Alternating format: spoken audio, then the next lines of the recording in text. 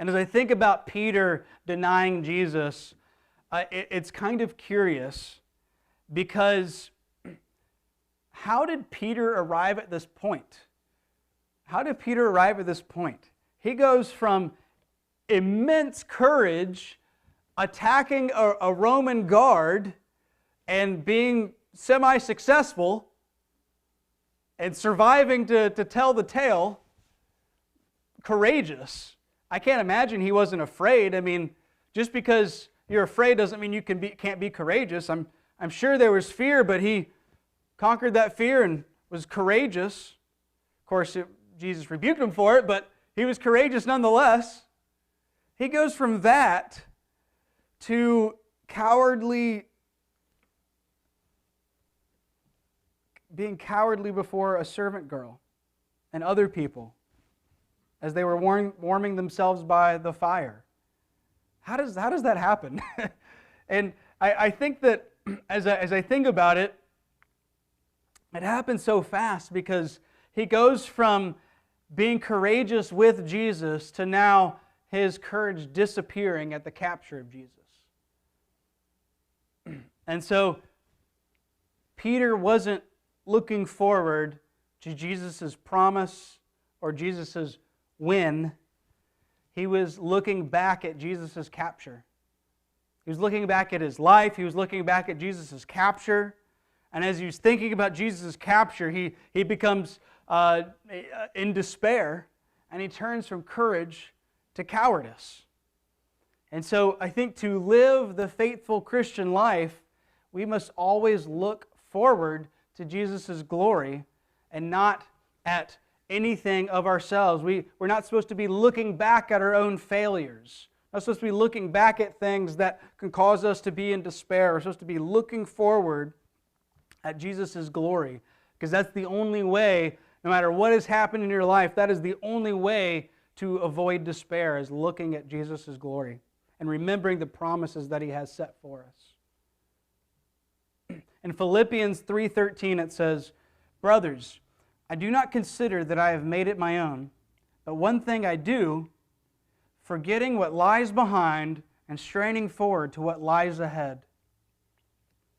And so we don't want to be looking back at anything of our own. We want to forget the sinfulness of our own. We want to forget the any sort of good things that we have done. We want to remember that anything good, anything bad has been taken care of by Jesus. Anything good is because of Jesus. And we want to strain forward to what lies ahead. Not rejoicing in ourselves, but looking forward to Him. And always looking forward to Jesus' promises no matter what. And Jesus' promises, that is important to look forward to. But also simply, I think that we can look to something else as well. We can simply just look to Jesus. And we are called to simply just look to Him. Peter was courageous with Jesus.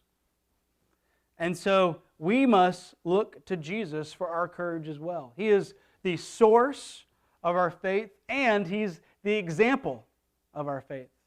Jesus is the source and the example of our faith. In Hebrews 12, 1 through 2, it says, "Therefore, since we are surrounded by so great a cloud of witnesses, let us also lay aside every weight and sin which clings so closely. And let us run with endurance the race that is set before us, looking to Jesus, the founder and perfecter of our faith, who for the joy that was set before Him endured the cross, despising the shame, and is seated at the right hand of the throne of God." So Jesus lived and died both looking forward to the joy that was set before Him. Everything that He did in life, He looked forward in obedience to the joy that was set before Him. When He was going toward His death, He looked forward to the joy that was set before Him. He endured the cross, despising the shame, and was ultimately seated at the right hand of the throne of God. So we need to be looking forward to that same joy as well. As He is the founder and perfecter of our faith, and because He is those things, we have to actually look to Him. We're supposed to trust in Him, and we're supposed to look to Him as our wonderful example of faith. We must look to Him for the courage to faithfully live this life. One of the things that is, I think, very difficult right now for some young Christians. Think about some young Christians right now that are considering whether they should whether a young Christian man should pursue marriage. There's all kinds of things in the society that's telling him that marriage is not worth it. But if God is giving him, that direction in his life, there's some Christian man that need to have courage to go in and partake in marriage. Because the reason that many people are not doing marriage these days, and there's a growing movement of young men that are not seeking marriage, is because, it's in some ways it can be kind of weird among their friends. They can be the strange ones that are pursuing marriage and opening themselves up to all kinds of laws that if your wife decides that she doesn't want to support you anymore or love you anymore, there's all kinds of laws that really attack the men and support the women. And so there are many men that are lacking courage to go be married and take that risk, even though God tells us that if God gives you those desires, that you should go take that risk. But we need to look to Jesus to find that courage. And people are married, but they're very afraid of having children for all kinds of various reasons. Not to mention the fact that just children are not as common in society today as they once were. And if you're even among married couples, it can be kind of odd to have multiple children. It can very much make your life strange in other people's eyes. It can very much open yourselves up to heartache. And so I think that there are even Christians that can look to Jesus to have courage to do what He's told us, to be fruitful and multiply. There are people that can look to Jesus with courage to be givers, people that give charitably to those around them. No matter how difficult it is in this life to do those things, and how strange it can be to give away things to others, we must respond with courage to the life that God has called us to. Anyone who has hurt, God is calling us to let go of hurt. Have the courage to let go of hurt. Have the courage to forgive others. Jesus is the example that is showing us that we can live a life of faith for God, and we can do so courageously. And so we need to look to His example, and we need to look to His mighty works. If we look to His mighty works, I think that would help us be courageous. In Isaiah, God provides a comforting promise of hope for the brokenhearted people of God that He has in exile. And God provides this comforting promise, and He helps them to focus on His power. He helps them to know that He's going to promise strength for endurance, and He tells them to focus on His mighty works. In Isaiah, one of the wonderful scriptures in Isaiah 40:26, it says, lift your eyes on high, and see who created these. He's talking about the stars. Who created these? Who brings out their host by number, calling them all by name, by the greatness of His might, because He is strong in power, and not one is missing.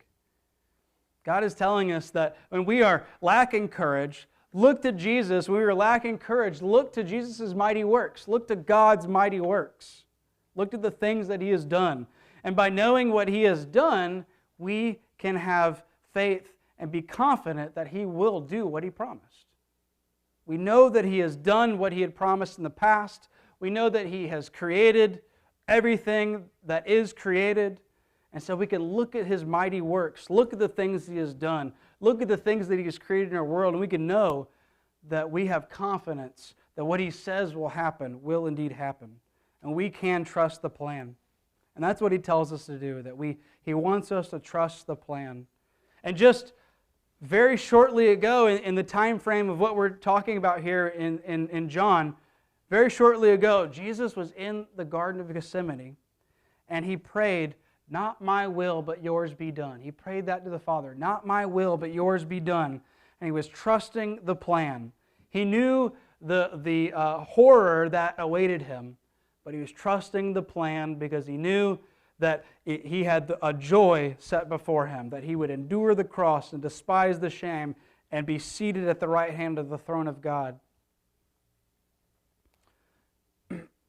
And in Jeremiah 29, He expressed this kind of a sentiment as well for those who are exiled in Judah, or from Judah. And it says this, "For I know the plans that I have for you, declares the Lord, plans for welfare and not for evil, to give you a future and a hope." So God wanted them to know, those exiles from Judah, He wanted them to know that while they were in the midst of hard times, that they would be comforted, that they could be comforted, because if they trusted the plan, they would know that God would come through for them. That while they were in exile, He would ultimately bring them out of exile and bring them back according to His plan. And so when I think about those people trusting God just as God brought them from exile according to His plan, we need to remember that God will bring His church. Those of us who are sojourning in this world, talking about how we're just passing through this world because we have heavenly citizenship as the ultimate goal, those sojourning in this world in kind of a sort of an exile, you kind of think. But He will bring us to Himself in glory. And we must remember that and trust the plan. And not be like Peter to go from courageous to cowardly. Let's be courageous in God's plan.